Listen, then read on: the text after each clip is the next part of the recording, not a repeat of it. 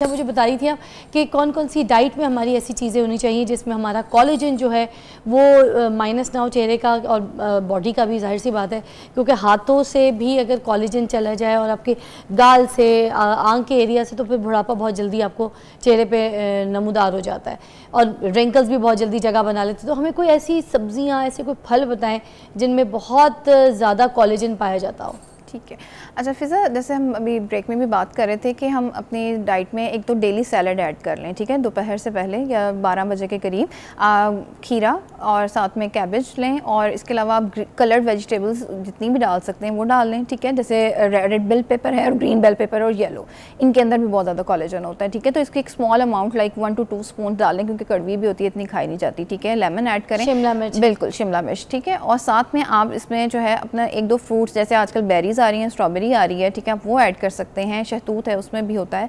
फिर इसके अलावा एवोकाडो है, वो थोड़ा महंगा होता है। हाँ जी, थोड़ा वो तो बहुत कम टाइम के लिए आता है, महीने के लिए होता है, बस इसी तरह है। लेकिन ये कि चलिए ये सस्ते सोर्सेज है ना जो आप बड़े आराम से अपनी डाइट में ऐड कर सकते हैं। तो कोई सी भी बेरीज जो आपके अफोर्डेबिलिटी के हिसाब से आती हैं आप वो लें और अपने जो सैलेड बाउल है उसमें डालें और 12 बजे के करीब एज अ स्नैक आप उसको ले लें, ठीक है। और फिर खाने में रोटी कम करें, ठीक है, गंदम को कम करें, चीनी कम करें और जो है सैलेड में भी एडिड शुगर नहीं डालनी, आपने सिंपल उसको खाना है, ठीक है। अच्छा। और फिर जो फूड में आ जाता है, अगर हम इसकी बात करें तो फूड में आप जैसे कलेजी है, ठीक है, सबसे अच्छा और सस्ता सोर्स है कि आप कोलेजन से ले सकते हैं। आप वीक में 2 से 3 पीसेस जो हैं वो आराम से खा सकते हैं, ठीक है। आग में ऐसे सेक के खाना है या फिर उसको हम पूरा मसाला बना के पका के खाएं? अच्छा नहीं, ये हमारा वही गलत कॉन्सेप्ट है कि बहुत ज़्यादा पकाने से वो जो रबर टाइप हो जाती है उस तरह की नहीं करनी, आपने थोड़ी सी सॉफ्ट रखनी है। 10 से 15 मिनट में हार्डली ये पक जाती है, इससे ज़्यादा बल्कि ये भी शायद मैक्सिमम टाइम हो।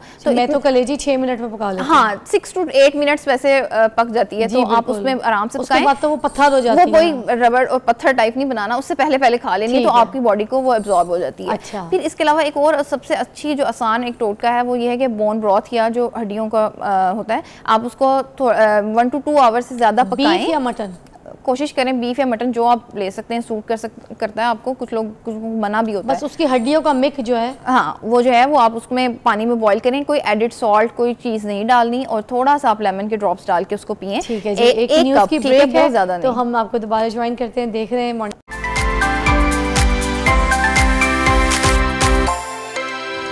Welcome back. आप देख रहे हैं मॉर्निंग विद फ़िज़ा। हमारे साथ डॉक्टर मरियम है, डर्मेटोलॉजिस्ट हैं और आपको बता रही हैं कि कौन कौन सी ऐसी ग़िज़ाएँ आपने खानी है कि आप एजिंग की तरफ जो है वो रवा दवा ना हो, बल्कि आपकी स्किन जो है बहुत जवान, खूबसूरत और मासूम सी लगे। जी बताइए। अच्छा, हम जैसे बात कर रहे थे कि एक तो अपना डे स्केड्यूल करें, ठीक है, उसमें से शुगर को कट डाउन करें, चीनी कम से कम पिएँ, एडिड कोई भी चीनी और नमक का इस्तेमाल कम करें, पानी आपने ज़्यादा पीना है, ठीक है। पानी आप 3 लीटर्स या आप इस तरह से कर लें सिंपल कि 1 लीटर वाली बॉटल जो है वो दिन में 3 दफ़ा आपने ख़त्म करनी है। और जैसे मैं आपको अपनी रूटीन बता देती हूँ कि मैं क्या करती हूँ, मैं सुबह उठ के 2 ग्लास पीती हूँ बिफोर ब्रेकफास्ट और रात को सोने से पहले बिफोर बेड आपने 2 ग्लास पानी पीने हैं, तो 1 लीटर पानी आप बड़े आराम से पी सकते हैं। एग्जैक्टली। और बाकी को आप किसी भी लस्सी की फॉर्म में, कच्ची लस्सी जैसे आजकल बनाते हैं, बस नमक ना डालें, चीनी ना डालें, ठीक है, कुछ भी मत डालें और उसको सादा पी लें, तो वो गर्मी का भी तोड़ होता है और आपको फ़ायदा भी देती है, ठीक है। फिर इसके अलावा आपके मिल्क शेक्स आ जाते हैं, आप किसी भी फ्रूट का, आजकल स्ट्रॉबेरीज़ बहुत आ रही हैं और आप उसको चाहे आप दही योगर्ट में खाना चाहते हैं तो आप 2-3 योगर्ट में डाल लें, वरना अदरवाइज़ आप उसको मिल्क शेक बना के भी पी सकते हैं।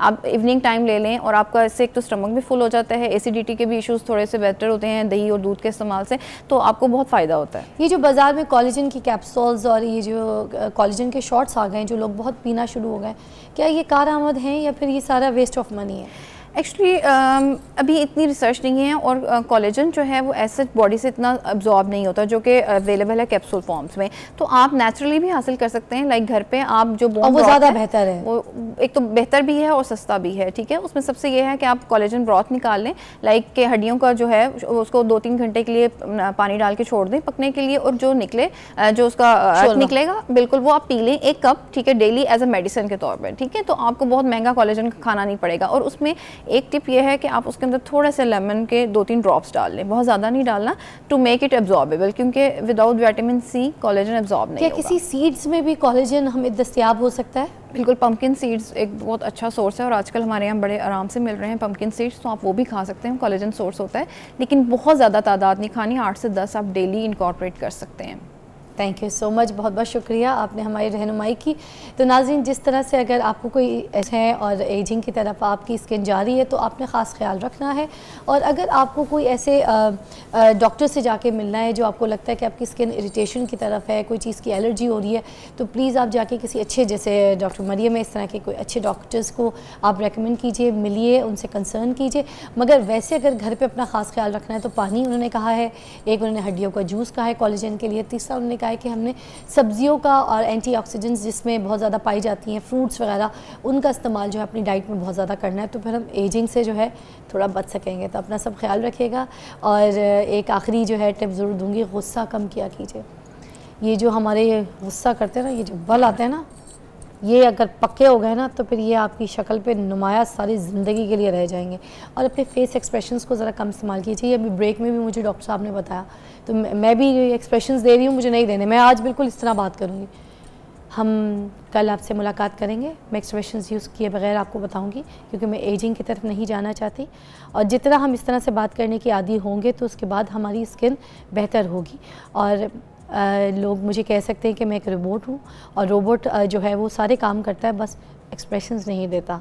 तो मैं एक्सप्रेशंस यूज़ नहीं करना चाहूँगी, क्योंकि मैं एंटी एजिंग की तरफ रवा दवा नहीं होना चाहती। मैं अपनी स्किन को जवान, खूबसूरत और उभरता हुआ प्यारा खूबसूरत दिखाना चाहती हूँ।